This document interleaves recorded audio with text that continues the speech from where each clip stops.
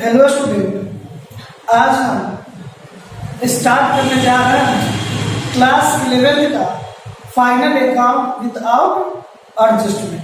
ठीक है, तो फाइनल अकाउंट विदाउट एडजस्टमेंट में कौन कौन से खाते बनाया जाता है। ठीक है, तो फाइनल अकाउंट विदाउट एडजस्टमेंट में 3 खाते बनाए जाते हैं। पहला खाता ट्रेडिंग अकाउंट। पहला कौन सा खाता बनाते हैं? ट्रेडिंग अकाउंट बनाते हैं। और दूसरा खाता प्रॉफिट एंड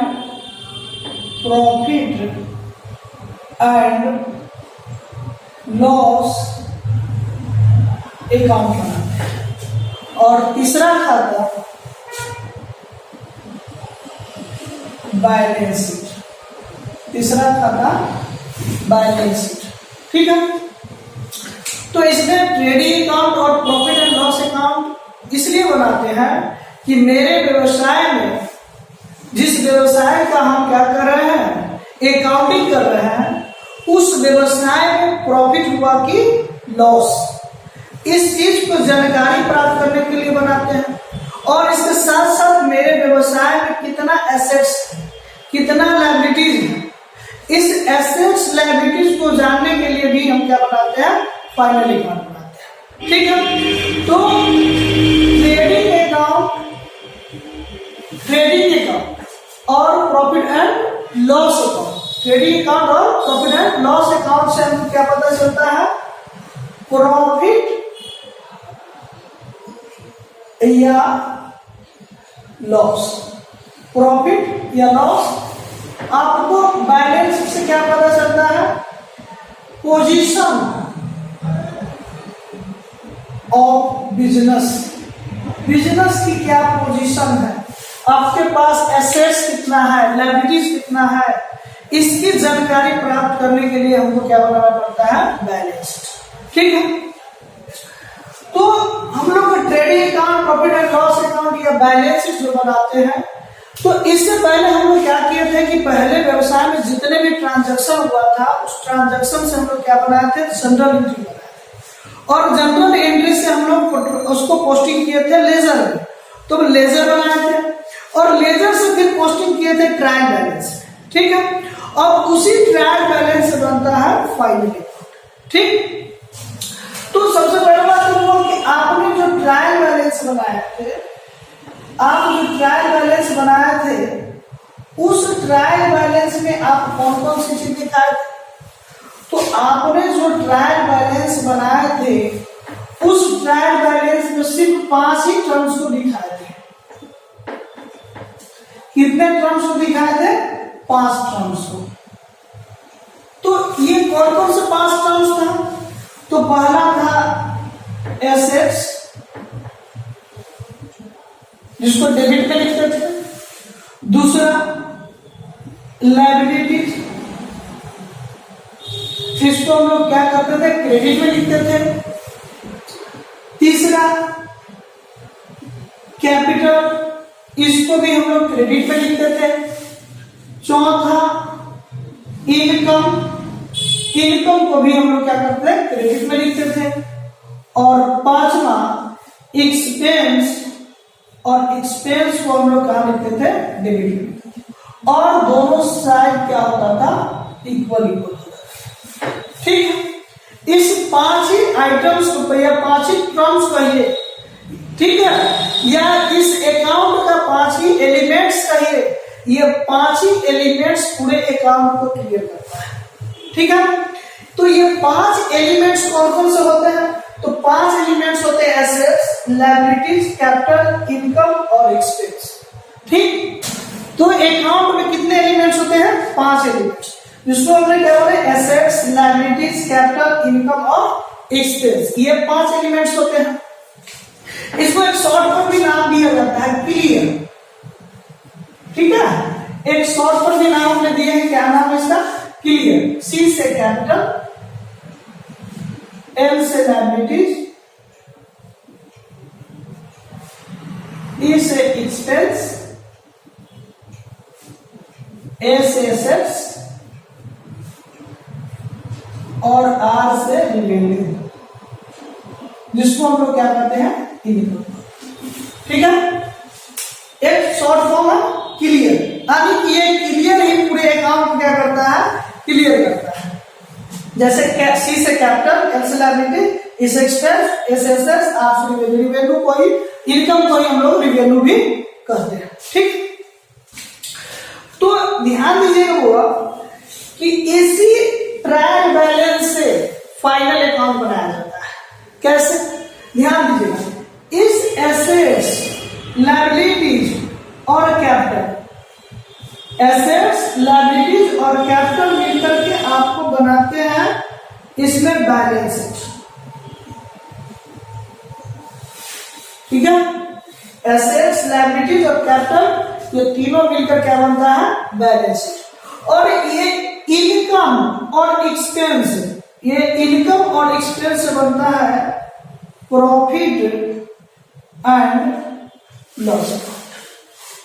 ये इनकम और एक्सपेंस से बनता है क्या, प्रॉफिट एंड लॉस अकाउंट, या और ये भी कह दीजिए ट्रेडिंग अकाउंट भी, क्योंकि ट्रेडिंग अकाउंट भी बनता है। तो ये इससे ये दोनों बन जाते हैं, trading account, profit and loss account, और इस तीनों से बनता है बैलेंस।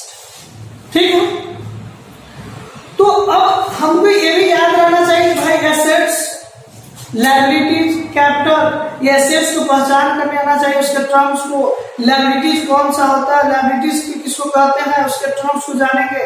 कैपिटल, कैपिटल तो आप लोग को जानते ही, कैपिटल को तो आप पहचान लीजिए भाई, कैपिटल कहीं भी कैपिटल ही लिखा ही होगा। ठीक है, उसके बाद इनकम को जानिएगा, एक्सपेंस को जानिएगा। ठीक है, इनकम कौन है, एक्सपेंस। अब यहाँ पे ध्यान देना है क्या, कि हम जो तीन अकाउंट बनाएंगे, पहले trading account, profit and loss account, balance.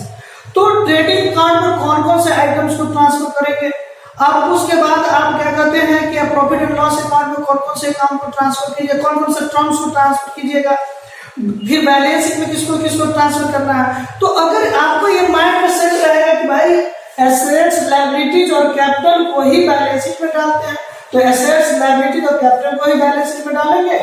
अगर ये पता है आपको इनकम और एक्सपेंस, तो इसको हम क्या करेंगे, फॉर्मेट बनाएंगे। उस फॉर्मेट के आधार पर आपको देखना है किसको आपको डालना है ट्रेडिंग में और किसको डालना है आपको प्रॉफिट एंड लॉस अकाउंट। ठीक है, तो आगे हम बनाते हैं आपको क्या, फाइनल अकाउंट का तीनों अकाउंट पहले हम बना करके आपको दिखाते हैं कौन सा टर्म्स किसमें पोस्टिंग किया जाएगा। ठीक है, तो हम अब तीन अकाउंट बनाएंगे, पहला ट्रेडिंग अकाउंट, दूसरा प्रॉफिट एंड लॉस अकाउंट और तीसरा बैलेंस। तो ध्यान देंगे आपको ट्रेडिंग अकाउंट में कौन कौन से टर्म्स को पोस्टिंग करना है, यानी कि भेजना है, लिखना है उसमें। ध्यान देंगे, पहले इसमें दिखाएंगे ओपनिंग स्टॉक को, ओपनिंग स्टॉक को दिखाएंगे। ठीक है, उसके बाद इसमें दिखाएंगे नेट परचेज को, नेट परचेज,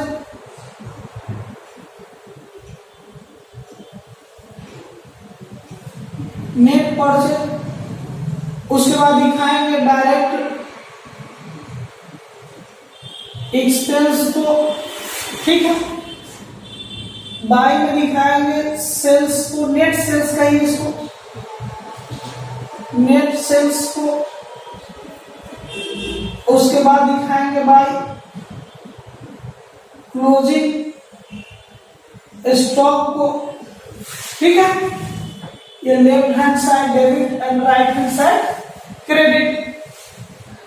तो अब इधर क्रेडिट साइड में नेट सेल्स और बाय क्लोजिंग स्टॉक, यहाँ पे ओपनिंग स्टॉक, नेट परचेज और प्लस और क्या डायरेक्ट एक्सपेंस। अब ध्यान देना है इसमें क्या कि देखेंगे दोनों साइड बैलेंसिंग करेंगे। बैलेंसिंग करेंगे तो अगर मान लो क्रेडिट साइड अधिक है, अगर क्रेडिट साइड अधिक है तो इसका जो डिफरेंस आएगा, क्रेडिट साइड अधिक और डेबिट साइड कम है, और इसके बीच का जो दोनों का डिफरेंस आएगा वो निकल के आ जाएगा आपको ग्रॉस प्रॉफिट। ठीक है, क्योंकि ये दोनों साइड में क्या होना चाहिए, इक्वल इक्वल होना चाहिए। ये ग्रॉस प्रॉफिट यहाँ पे हमने डाल दी इसको बैलेंस शीट में, यानी कि ये आपका निकल करके आया ग्रॉस प्रॉफिट। ठीक, हो सकता है कि कभी कभी डेबिट अधिक हो, क्रेडिट कम हो, तो आपका ये जो डिफरेंस निकलेगा ये बाय ग्रॉस लॉस भी निकलेगा। ठीक है, तो इस साइड आप क्रेडिट साइड में बाय ग्रॉस लॉस भी दिखा सकते हैं। ग्रॉस प्रॉफिट है तो ग्रॉस प्रॉफिट अगर ट्रेडिंग में डेबिट में है तो उसको ट्रांसफर करेंगे प्रॉफिट एंड लॉस क्रेडिट में, ठीक है। और यहां पर लिखेंगे बाय ग्रॉस प्रॉफिट, ठीक। अगर बाय ग्रॉस प्रॉफिट यहां पर लिखेंगे, कभी लॉस होगा तो यहां पर लिखेंगे टू ग्रॉस लॉस, ठीक। अब इसमें क्या लिखना है, बाय ग्रॉस प्रॉफिट अगर आपको लिखना तो ये कहां से तो लिख सकते हैं ट्रांसफर फ्रॉम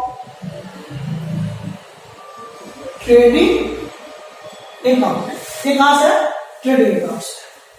अब इसके बाद इसमें क्या दिखाना है, अब इसमें आप दिखाइएगा इनडायरेक्ट एक्सपेंस, इनडायरेक्ट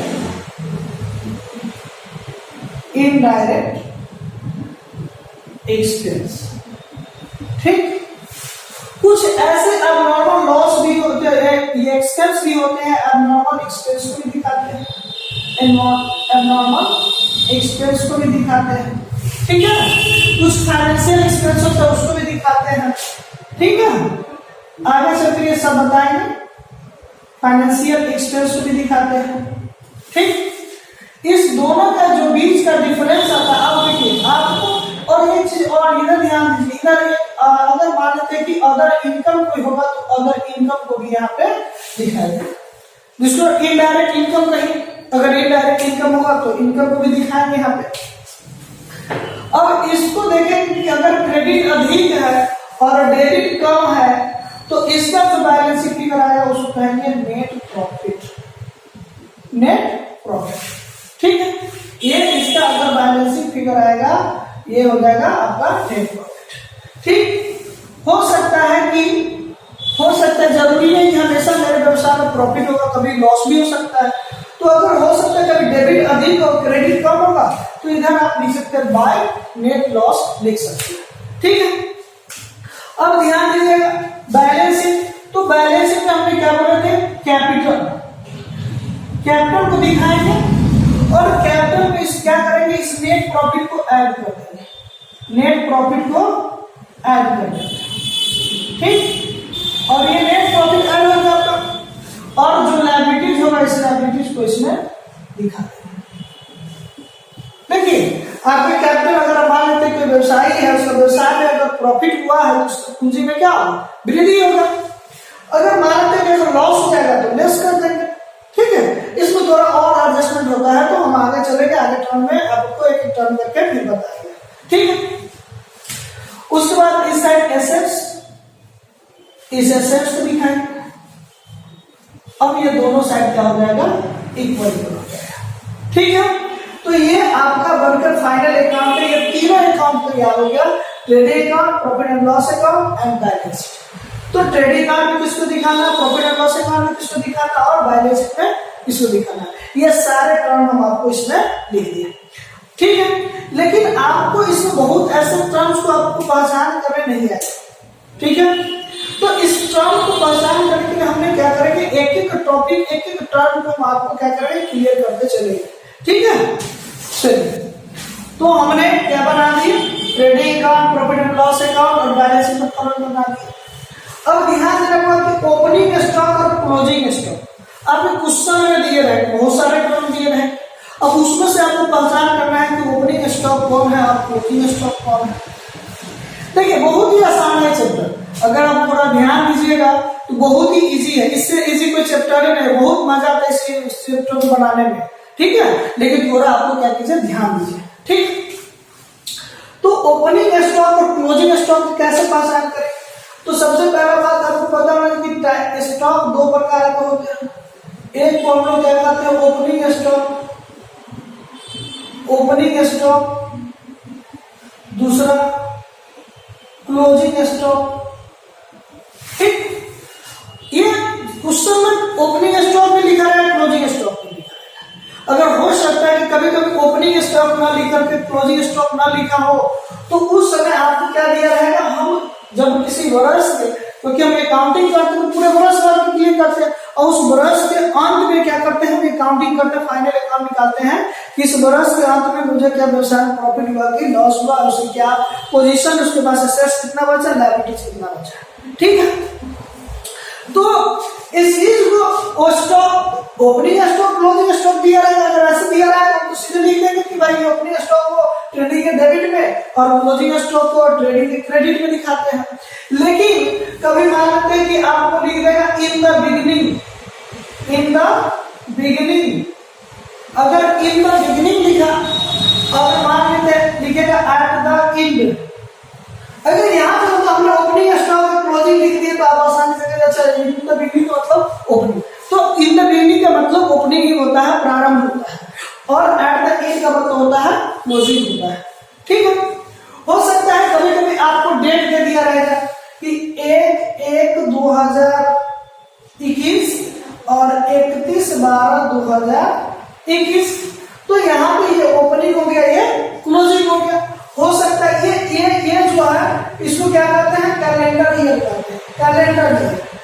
ठीक है, कैलेंडर ईयर होता है जिसको हम लोग क्या करते हैं 1 जनवरी से स्टार्टिंग करते हैं और 31 दिसंबर को एंड करते हैं, उसको हम लोग क्या करते हैं कैलेंडर ईयर करते हैं।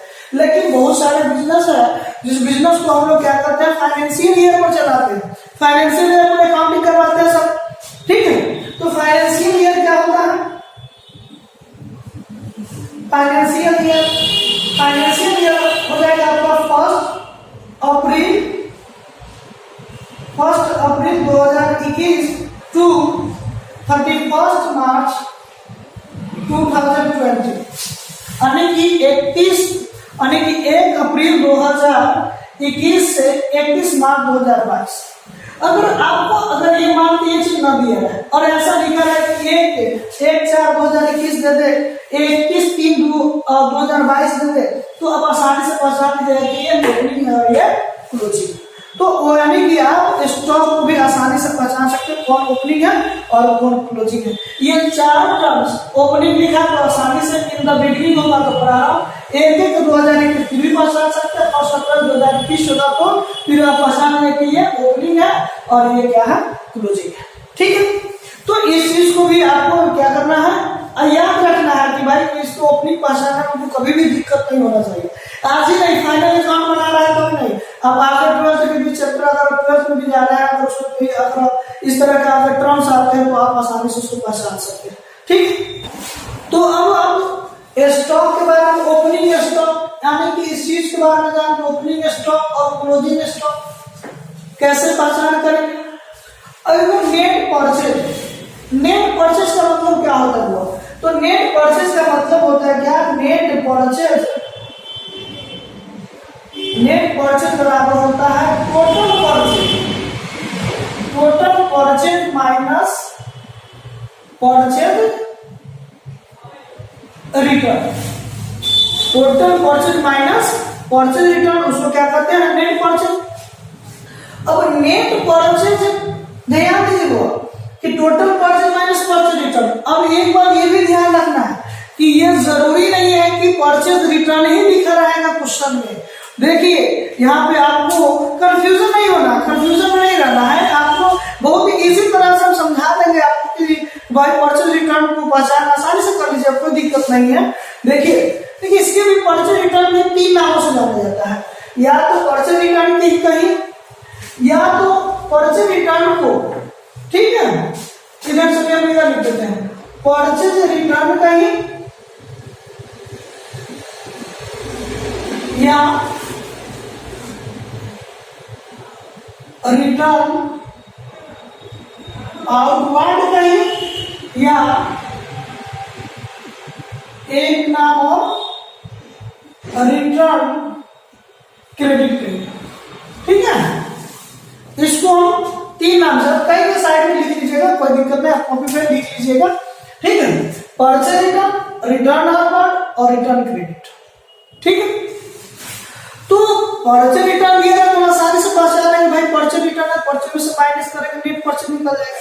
लेकिन रिटर्न क्रेडिट दे दे और रिटर्न डेबिट भी दिया हुआ है, तो अब रिटर्न क्रेडिट रिटर्न डेबिट, अगर ये बात आपको पहले से क्लियर है भाई रिटर्न क्रेडिट का मतलब होता है परचेज रिटर्न होता है, तो हम क्या करेंगे परचेज में से माइनस कर देंगे। अगर मान लेते रिटर्न आउटवर्ड दे दिया, अब रिटर्न आउटवर्ड दे दिया हमको पता ही नहीं भाई रिटर्न आउटवर्ड क्या होता है, तो फिर हमको मुश्किल हो जाएगा भाई को घटाने में कि अब रिटर्न किसमें से घटाए, परचेज में से घटाए कि सेल्स में से घटाए।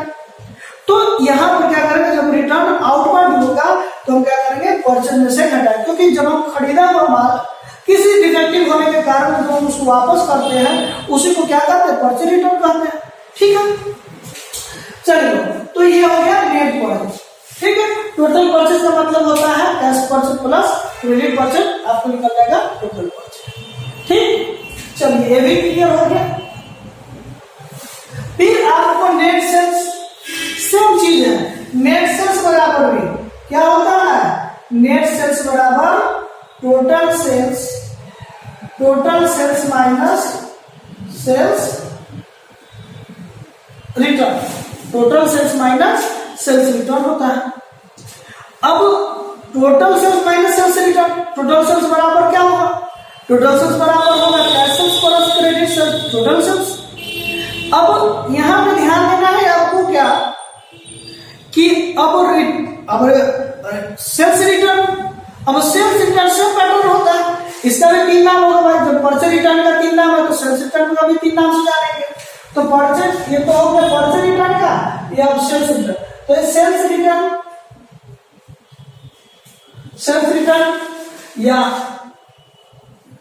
रिटर्न इनवर्ड, या इसको कहिए रिटर्न डेबिट।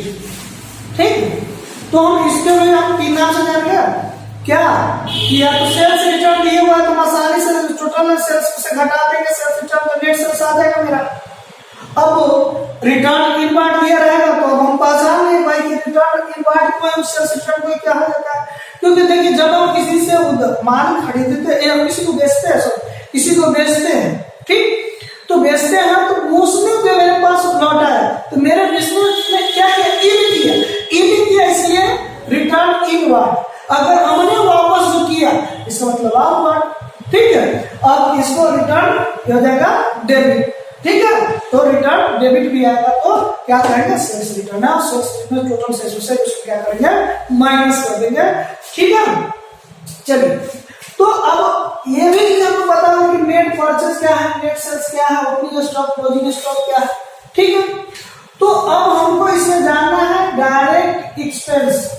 ठीक, और डायरेक्ट एक्सपेंस जानेंगे तो हम एक चीज और जान लेंगे, इनडायरेक्ट एक्सपेंस भी जान लेंगे, आप एबनॉर्मल एक्सपेंस भी जानेंगे और फाइनेंशियल एक्सपेंस को भी जानेंगे। ठीक, तो पहले हम इस दोनों चीज को पहले क्लियर करेंगे, डायरेक्ट एक्सपेंस और इनडायरेक्ट एक्सपेंस, और साथ ही साथ हम आपको ये क्लियर कर देंगे एबनॉर्मल एक्सपेंस को भी क्लियर करेंगे। ठीक है, चलिए